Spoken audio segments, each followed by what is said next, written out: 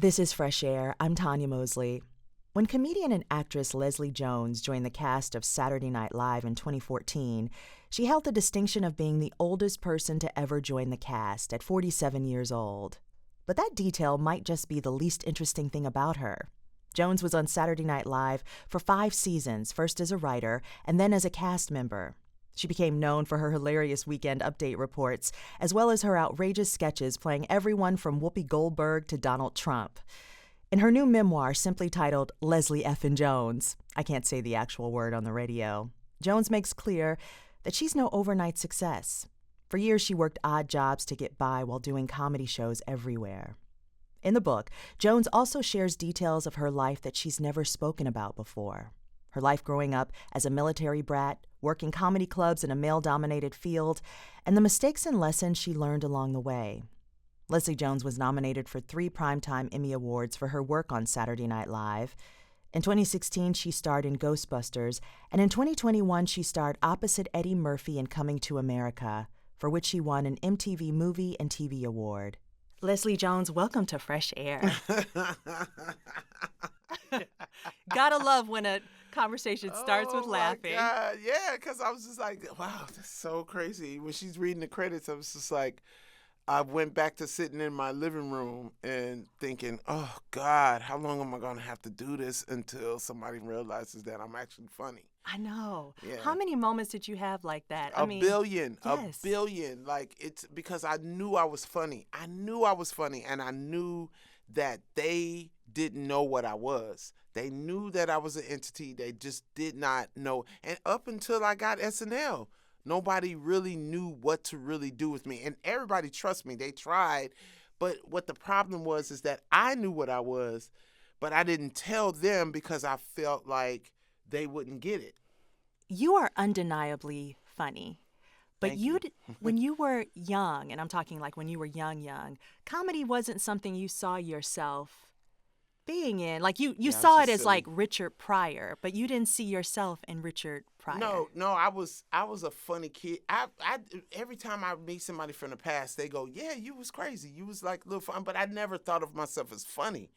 I thought as myself as just like I just like to have fun, and I was emulating a lot of comics that I would watch. You know. So when it came down to it, like, and my friend entered me in the contest, I was like, I'm not a comic. I always thought I was going to be an actress. That one day that I would play Whoopi Goldberg. Like, I would play a comic. I never thought I would be a comic. Yeah. So your friend entered you in this contest, Colorado State University. You were a freshman. Yeah. So this contest was the funniest person on campus contest. And you say that the moment you picked up the mic, you walked on the stage, it was like a religious experience. I can't even explain it more than when I grabbed the mic, I just remember thinking, I've been doing this forever already. Like, oh my God, this fits like a glove. It's almost like putting on a shirt and going, oh God, this shirt fits. It almost felt like I saw a line leave from the mic and just went out.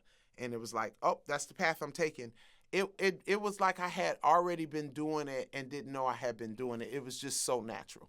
And then when you were 19, a young Jamie Foxx was the headliner for this club called The World. The World, with Magic Johnson used to own The World. It was back in the day, like 87. This was 87. So Jamie blew you away, and so you were like, I'm going to blow Jamie away. Well, first it was like, when Jamie started performing, I was like, oh, there's other comedians other than Eddie Murphy and Richard Pryor and Whoopi Goldberg who know how to do this type of comedy, because it's a certain type of comedy. It's a very, when you could take from your life and then you could make someone just be right there, or you could just relate. I was like, he's performing like this, and I'm like, oh my God. So that means that I can learn how to do this then. So my friend that was with me, she was, knew the promoter, and I told her to go and like hook up with the promoter, do whatever you gotta do so I could talk to Jamie Foxx. So we all went to Fat Burgers. And we was waiting on our burgers, and Jamie was over there. And I think I flirted with him at first, but because I was like, okay, if that's what it's going to take for me to find out what I need to, if you think I'm cute, then I'm definitely going to try to talk to you. But he didn't. He was like, I don't know, didn't think I was cute or whatever. He just was like, you a youngin'. He knew I was 19. So he was like, you 19. He was like, of course you wasn't funny. He was like, you ain't got nothing to talk about yet. He was like, and the stuff that you talking about, you not funny enough yet to talk about it. He was like, so you just up there doing jokes. He was like, go live. He was like, go live. Go get jobs. Go get fired. Go get hired. Go quit. Go break hearts. Go get your heart broken. Go and live. Go live. Go live so you can have something to talk about. So I just remember going. You went to live. I went and lived. So for 6 years, Yep. after meeting Jamie Foxx, That was in 87. you quit comedy essentially. Or you didn't quit, but you like went to go live. I went to go live, but I'm telling you, at the root of every job I would get, everything I would be assigned to, I would be like, this is temporary. I always went in a temporary because I was like, this is not, I'm going to be a comic. I'm going to be a comic. This is just until I'm a comic. Leslie, we have to go through some of the jobs you held. Okay. For a hot minute, you were a justice of the peace. Yeah, I married people. And I was really good at it. I actually was good at it because I'm funny. But when I first started, the judge pulled me into the office and he was like, hey, are you reading the card when you're doing the ceremony? I was like, nah, I know about heart. He was like, you actually don't know about heart because you're saying awfully wedded husband and awfully wedded wife. And I was like, that's what it is, right? Yeah. And he was like, it's lawfully, and please read from the card. And I was like, well, awfully is pretty fun. He just looked, I know he wanted to laugh, but he was just like, Leslie, please go and do it the right way. And then from there, they're like, all right, let's move her to the annulment office. And then all the people I married, literally most of them came in and got an annulment. So I was like, I guess the awfully and the lawfully was true. I guess I did jinx y'all mess. So, What I want to know, though, jeez. You worked for Scientologists. Yes, I did. Twice. I had 2 jobs with Scientologists because they own Glendale. You don't work in Glendale without working for some Scientologists. Right, which is right outside of Los Angeles. So what they do is they buy a lot of businesses. They have a lot of businesses. I guess that's how they bring a lot of money to their thing, or I don't know what it is. What were you doing for them? Well, the first job that I had for them was with the Dooring Company, and I remember because I used to always had to write it on this little survey, because that's what they did with surveys. Like if you bought a car and somebody called you and it'd be like, yeah, we'd like to ask you how your car was. You were the person calling. I was that person calling. So you get money for that. So, and it was a good paying job. I remember it paid the rent. And I lived right around the corner from there. And they loved me because I was very enthusiastic. I would come in, I have an energy. I would come in and, just be happy, and everybody be happy to be at work or whatever. And they was always trying to hat me. That's what they call it, hat you. When they want you to join and then they want to move you up, they want to make you feel important and stuff. So I remember that lady. She was moving me up in the office, which I didn't mind. I liked doing the surveys because when she came at me like this, I went back to doing surveys, but she was trying to move me up, but she kept saying, hat me. I want to hat you. I want to hat you. And I was like, what is that hat stuff? What is that? And she was like, oh, in the Scientology words, whoop, whoop, whoop, whoop, whoop, whoop, whoop. And I was like, nah, I want to go back to surveys because I'm a Christian. You let them know, I'm a Christian. I'm a Christian. I believe in God. I don't know what y'all believe in, no. So then I went and worked for a construction company, and they were a family deal. And I didn't really like being around them either because I always felt like they was going to kidnap me. I don't know why. So I went and looked for another Scientology because there was a billion of them in Glendale. Well, look, you definitely took Jamie's advice as far as that's concerned. Girl, yes. Please. I went and had a life. Yeah. Let's take a short break. If you're just joining us, my guest is Leslie Jones. She's written a new memoir about her life and her career in comedy. We'll continue our conversation after a short break. This is Fresh Air.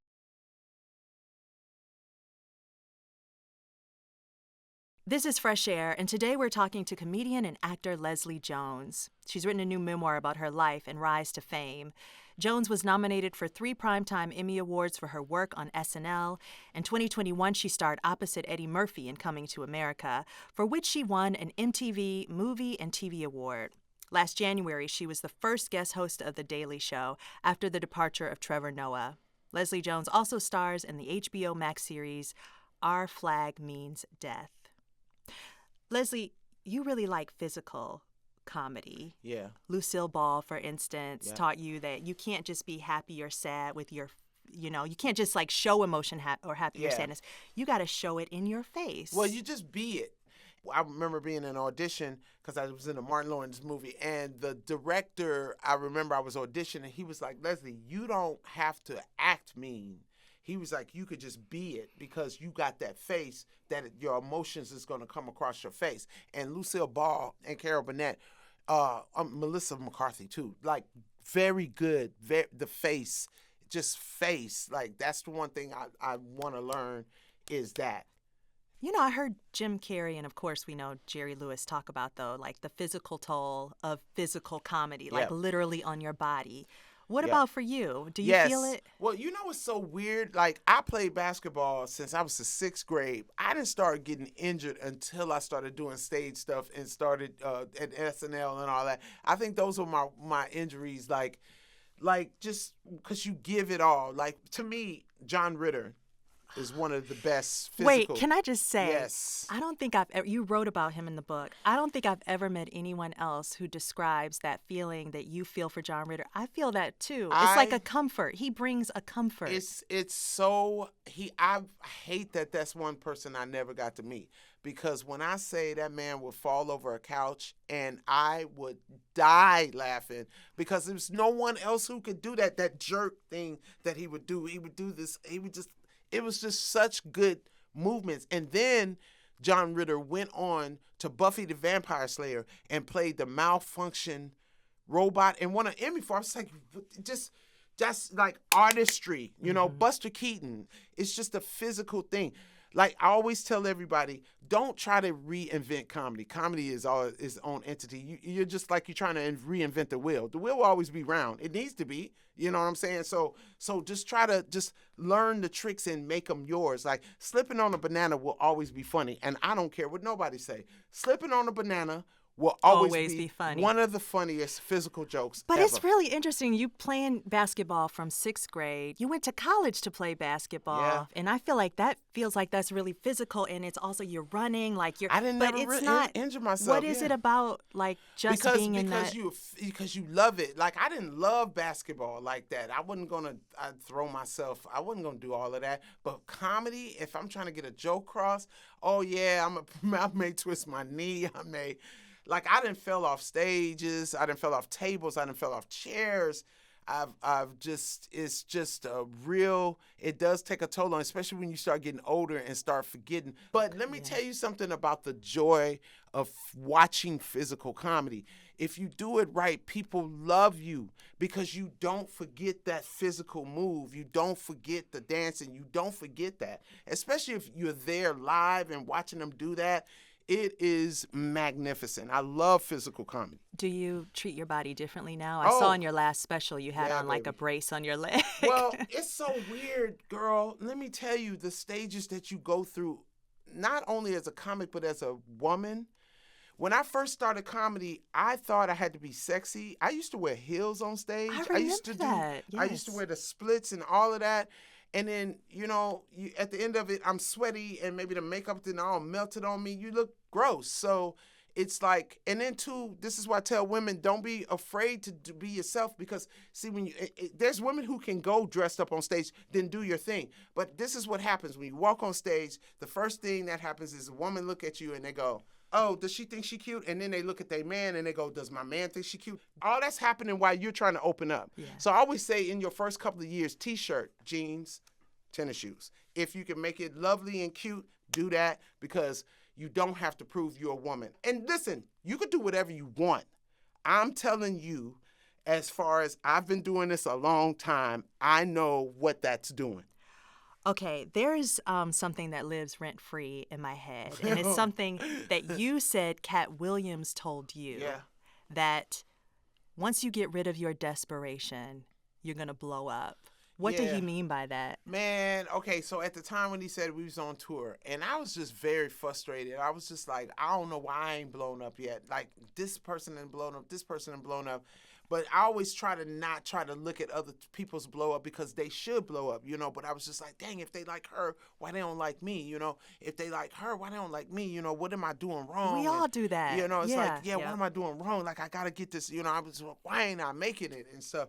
And damn, I'm broke. Like, think about Tom Hanks in Punchline.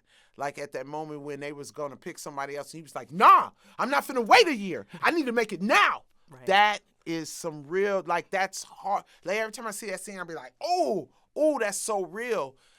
But that's desperation. Mm. Do you get what I'm saying? Like he was like, once you get rid of that desperation, you're going to blow up. And I was so angry at him. I was like, what do you mean? How can I not be desperate? I'm broke. I have no money. Mm-hmm. So how can I not be desperate? He was like, you don't have no money, but you're not desperate. You're talented. You have talent. You don't have an empty basket of tools. You just don't have no money.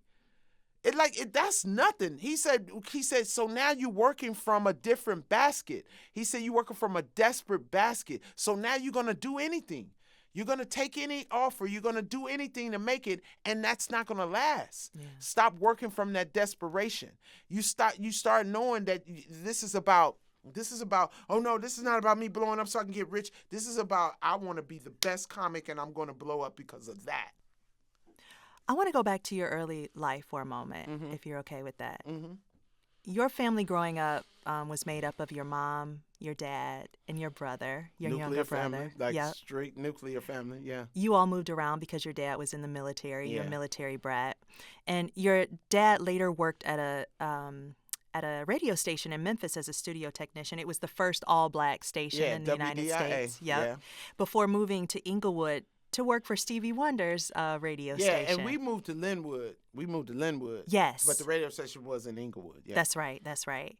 Did you ever visit your dad at work at Stevie Wonder's station? I might have and just don't remember. Only particular time I remember that I was going to go to work with him was because I was in love with the DeBarge fam. Who was it? Geez, it was like a DeBarge poster on one of my wall and Duran on the other wall. Yeah. So I was just like in love with the DeBarge, and they were coming to the radio station. And like whenever you see the fans cry, like you see them cry over Michael Jackson and stuff like that, I used to be like, why? That's how I was about DeBarge. Like, so my dad was like, oh, you're going to come to the studio. And I literally burst into tears. And I said, Daddy, I don't want to go because I felt they were so beautiful they wouldn't like me, you know, because I'm a little black girl, you know, they're not going to like me. They're all beautiful and light-skinned. You know, right now, that, you know, thinking about that, that's what I thought. Taking you back, absolutely, you know, it's that's so real. weird, you know, that's what I was thinking in my head. If I had said that out loud to my dad would be like, get your butt in the car, girl, you finna go meet these four. But I think he was like, oh, she a fan freaking out, because I was like, oh my God, I can't meet him. But I sent my brother and he took a picture. And my brother said he got a sign. And you know what they said? They said that they wish you had came. Yeah. I cried all night. I was like, I could have met El DeBarge. But I didn't know what I probably would have fainted or something. And I didn't want to embarrass myself. So funny. On my 44th birthday, I was having it at the Comedy Store. And guess who walks up? El DeBarge. I got to find a picture. When I say the smile in that picture is so big, and I told him that story, and he just laughed. He was like, "That is hilarious." Yes. Yeah. You know, your dad worked at Stevie Wonder's radio station for a short period of time, and then the thing that you saw through your dad was a man who wanted to be successful. He wanted to be. He at one time, you know, I think he managed or either got a gig for Tony. For the group, Tony. But they wasn't famous then. And I think he got a gig for them, and then they signed with someone else. But he wanted to be in the business for sure. He wanted, but he never quite got. That's why I wish he was alive, because Lord, he would love everything. Oh my God, he would love this. Oh, he would just be tickled pink with this. So, thing is, you always knew. Seeing how he moved. How did it influence how you moved? My dad always worked. He always worked. He was always thinking. My dad was always so super confident in himself and in his ideas.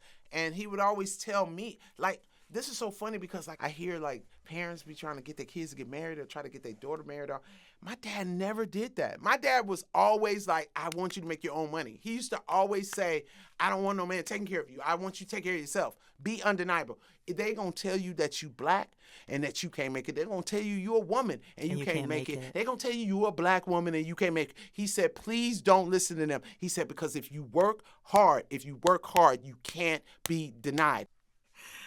Our guest today is comedian and actress Leslie Jones, who has written a new memoir about her life and career. We'll hear more of our conversation after a short break. I'm Tonya Mosley, and this is Fresh Air.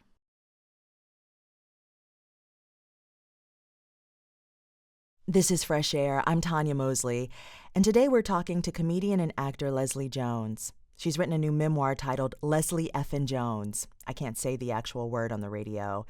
It's about her life and rise to fame. Jones was on Saturday Night Live for 5 seasons. She's also appeared in the 2016 female reboot of Ghostbusters and in Eddie Murphy's 2021 Coming to America sequel. Last January, she was the first guest host for The Daily Show after the departure of Trevor Noah. When we left off, Leslie Jones was talking about growing up with her family.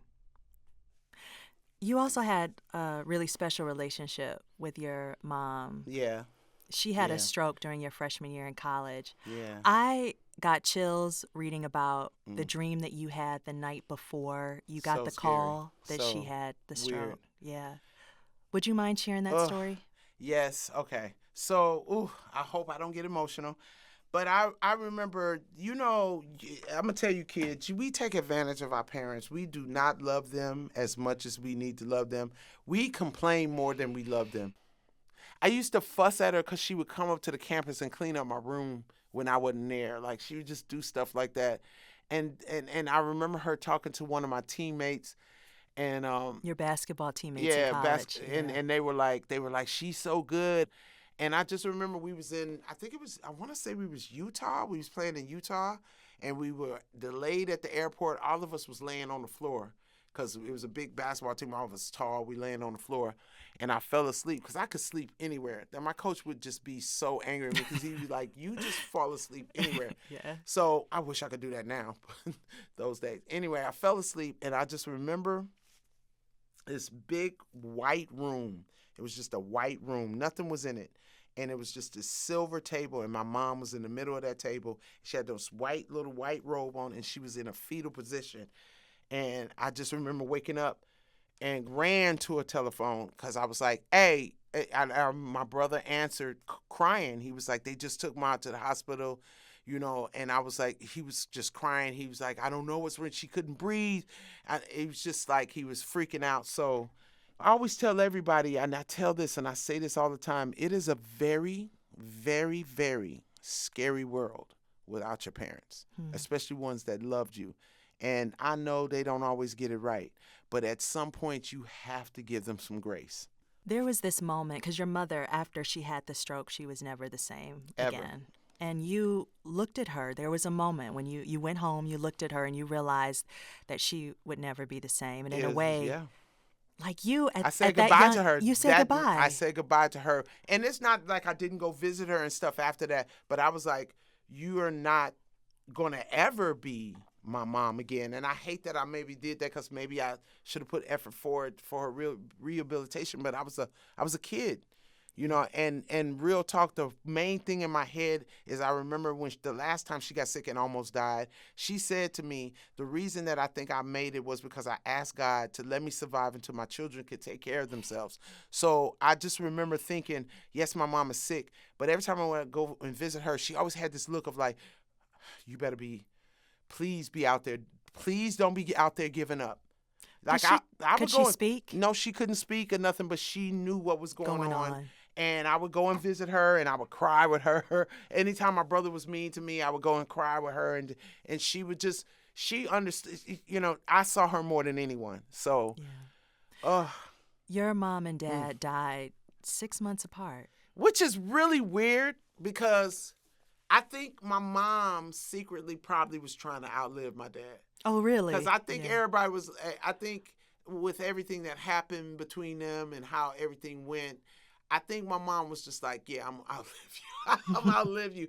But yeah, she passed away 6 months after my dad passed away. And At the I don't time, know. you were a working comic at the time, but you hadn't made it yet. I hadn't made it yet, and they did not die with life insurance, so I didn't go to either one of their funerals because I was working to pay for them. Leslie, I'm just thinking about what you had to access within yourself, though, to go on stage, knowing you Girl. were doing these sets, making people laugh so that you could pay for your parents' funerals. Girl, that first gig, because I had to go to Amsterdam, and I remember I missed the first flight.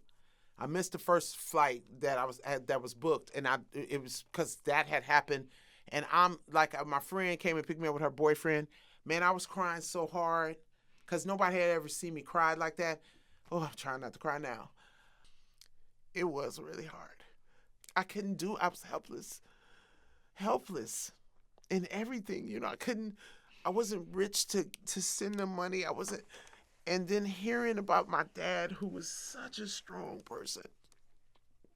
He was so strong. 6'5", he was such a strong man. And for him to be so weak when he died. And it's just so unexpectedly, because I always thought I would get the call by my mom. And yeah, that first gig out of the box, because I was so, I can work through a lot of pain now, but I don't know. I think that might have been the first experience of me trying to perform under such pain. And also too, death is like something else. Like whenever, it's a distance death, that's different than somebody right up on you death. Yeah. Like your dad, like it was just so hard to perform, and I was awful that first night. But the promoter was like, man, the fact that you perform, he was like, you're definitely getting paid, and you're going to and I told him, I was like, I promise it won't be like this, tomorrow night. So, yeah, it was hard. Both your mother and your brother died at the age of 38. And you well, my mom got sick at the age of 38. She actually died like 20-something years later. Okay.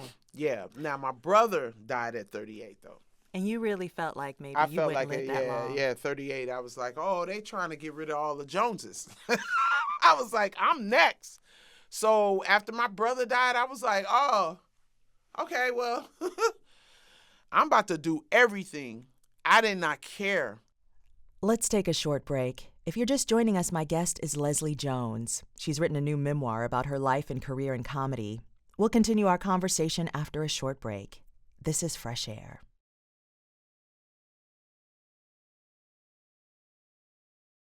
This is Fresh Air. Today, we're talking to comedian and actor Leslie Jones. She's written a new memoir about her life and rise to fame. Jones had a long career in stand-up, but her career really took off when she was hired to work at Saturday Night Live in 2014, where she was a writer and a cast member for 5 seasons. We talked to Jones about her time at SNL. Although the Writers Guild and the Actors Union are currently on strike, Jones was given the okay to talk about her work on SNL since the union has an agreement with networks for artists to talk about their work on variety shows. Leslie Jones told us how she got her audition for Saturday Night Live and how it involved comedian Chris Rock catching her stand-up act.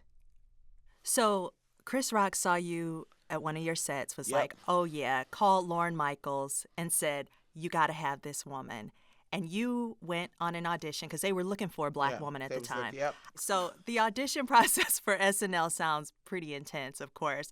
And you were up against some pretty heavy hitters. Like it was you and several comedians, but then there were some black actresses. Okay. They weren't heavy hitters to me. I mean, listen, I'm Leslie Jones. I'm the heavy hitter walking into the room. Trust and believe. Give all respect to those ladies. But none of them was a comic like me. Yeah. None of them was going to ever challenge me on stage. But what they had on me, though, was the sketch stuff. They had that down on me. So SNL hired you as a writer. You didn't want to be a writer. You were like so dejected by that, but you No, took but it. Chris had warned me. Chris had already told me, he said, listen, there's no way they're going to let you go.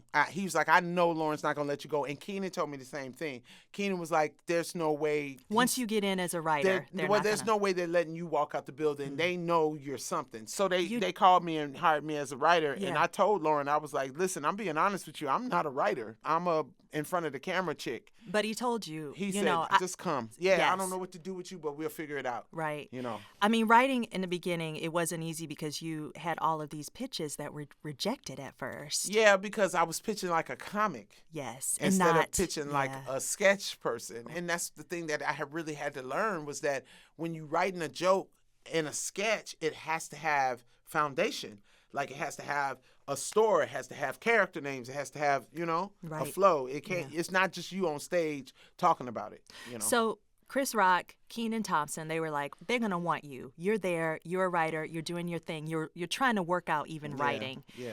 But once you started performing, in many ways, you write about this in the book. They started to treat you like a caricature. You mean once I became a cast member? Once you became a cast member. Well, because again, I've been doing comedy so long. It's like I know what I am and I know what I'm giving them. At SNL, they take that one thing and they ring it. They ring it because that's the machine. So whatever it is that I'm giving that they're so happy about, they feel like it's got to be that all the time or something like that. So it was like a caricature of myself, you know what I'm saying? So it was like now either I'm trying to love on the white boys or beat up on the white boys, or I'm doing something just like loud. I knew once I did these things, though, I knew it was going to happen because I know the power of them. You were so good at Weekend Update. Yes, because that's comedy. That's nothing but me sitting down doing stand-up behind the desk. That was let me tell you something. That was like, yes, that was mine, So when I left, I was like, yeah, this is the worst. But no, man, it was just bittersweet because it really is a training. For some people, it should be the springboard. Yeah. You know what I'm saying? And so much good has happened from your time on SNL. Yeah. It also sounds like Kenan Thompson became like your homie. The first day I met Kenan, we were brother and sister instantly. And it's so funny. Love Lauren Michaels. At the time when you, like I said, when you leave, you're just so angry because you can't. But in his defense, I used to always be like, he's a puppet master. So he has to make the cast happy. Has to make the writers happy. He has to make the WGA happy. He has to make NBC happy. Then he has to make a family in Omaha, Nebraska, who's watching the show happy. Imagine the strings that have to go out to him. So it's a machine that has to work. It's so interesting when you say it's like a machine because, right, you see folks like you on there. You're like, yes, there's Leslie Jones. I mean, all the way back when Eddie Murphy was on there. But there's always just one. And they always do have their signature, and then they leave. And in fairness, because I remember I was talking to another cast member that retired, and they said, but in fairness, like, that's how they do all of them. Not just the black ones. Not just the black ones. And I look back and I was like, oh, that's right, Taryn Killam. Taryn wanted to do so much other stuff, but they would only have Taryn in those very masculine and singing and stuff. And I said, oh, this is the machine. Yeah, this is a machine, The advice Jamie Foxx gave you about like living life, being yourself, you have definitely like a catalog of stories now. Yeah. I gotta ask you about one you've talked about. All of them, baby. You've talked about this one a lot already over the last few years, but there's a element of it that I want to just talk with you about. So you met somebody on Match.com. Oh, yeah. You sent them nudes, and then the FBI was involved over it because you're famous by now. Like, this is like you're famous. Which is so funny that you're not smart enough to know that you're famous. No, but wait, what's so funny about that? I started dating someone a little bit after that, and I sent him a nude, and he literally sent me back the text, "You ain't learned yet." The thing I want to ask you about, so the FBI was involved. Right. It was a whole thing. Oh, my God. Because you sent this person nudes, and then they were like, we're going to use this against you. TMZ even called you and was like... Yeah, well, what happened was they got Homeland Security involved, and then the FBI got involved, and they took over, and instead of them just taking my computer, they made me send what it is I sent to the dude. So you sent nudes again. And then, but so to the whoever FBI. was hacking me, because the Ghostbuster stuff was going on too, and I was fighting against that. So whoever was hacking me was just trying to hack me, because dude from Twitter was like, they are on your account. And like, just they have to protect me. so the audience knows, with the Ghostbuster stuff, Yeah. you were starring in Ghostbusters and you were getting a lot of hate I was on getting a social lot of media hate about already. it. So it was just like in the midst of all of that happening. So I know it was just super hackers going, we're going to get her, or whatever, whatever. They went into the email because they got my passport, they got my ID, and then they got the nudes. So I woke up to a phone call from the chick from TMZ, the black girl, and I hope you listening, because I will never forgive you. I will never forgive you. Because she calls my phone and she goes, hey, do you know that your nudes and your passport and your ID is up on... And I looked at the number, I was like, who is this? Oh, this is so-and-so from TMZ. And I was like, well, how did you get my number? Did you use the number? And she was like, well, I'm just trying. I was like, you ain't trying to help. And I hung up. And I called my publicist. And my publicist had it down in 20 minutes. But 20 minutes is like 20 days on the internet. So you got hacked in addition to being threatened by this person you met on Match.com. Right. And so then you put together a sketch for the Emmys and for Weekend Update. Yes. So after all the hacking and all that stuff happened, we were like, I was just like, I'm not going to play the victim. I'm not a victim. This is not a victim. This is a me being harassed by some disgusting hacker that went into my private thing. So they wanted me to play victim, and I'm not a victim. I've refused to play a victim, because that means that you don't have control of nothing about me. You want to see me naked? Ask. That's what it's about. So when the Emmys hit me, I was like, this is the perfect sketch to do with the accountants. Like, y'all got this in the suitcase. Y'all need to put my Twitter account in there. And, that was the whole gist of it. Now, when I got back to Weekend Update, I am that person that's going to address it. And I really, really was about, like, if you wanted to see me naked, ask. I have a trove of pictures I can send you. And they way better quality than the ones that got hacked, and I the whole thing that was preaching about is like, no one else has the power to come and break you. The only person that can break you is you. Don't give nobody else that power. You've worked so hard to get to where you are. Does success feel like you thought it would? Absolutely not. I was just telling this to somebody today. I was like, man, I used to sit on my gigs when I wasn't nothing and was selling DVDs and stuff. I would sit, but after my gig, I would run to the front just to hug and sign stuff and get in touch with people. And I thought that when I got famous, that was going to be my most favorite part, was connecting with my fans. And it is sometimes, but it is hard. It is very... Because I have to always tell myself, okay, you're famous. Hey, you can't smack that person, man. You famous. Hey, man, you can't curse that person out, man. You famous. Now some things I break through. I'll be like, if I'm going to go to the Beyonce concert, I'm going to the Beyonce concert. It's happening. Y'all just going to have to deal with it. And I always try to do the Arsenio Hall, Magic Johnson rule, is to make yourself seen so much that people get used to seeing you so they don't attack you. And a lot of people see me out all the time. I'm always at the gym. I'm always Ralph's. I'm always at the Comedy Store. And I act normal as hell. I don't shut stuff down. I don't send ahead. I try to be as normal as hell. I try to dress myself down. The mohawk was a big thing. I had to get rid of the mohawk because it was too much of a signature. It was all, and people, like, I could be with Keenan and they would not know. Even see Kenan Thompson. They would have asked Keenan to take pictures and they look and go, oh my God, Keenan. Yeah, like, it's just a thing. You're a 6 foot tall, smiling black woman with a mohawk. They're going to recognize you. So I had to calm that down. It's a lot of things, but I refuse to be trapped in my house. I'm not that type of star. Leslie Jones, thank you. Thank you for being you. Thank you for this book. Just thank you. Oh, thank you. I appreciate it.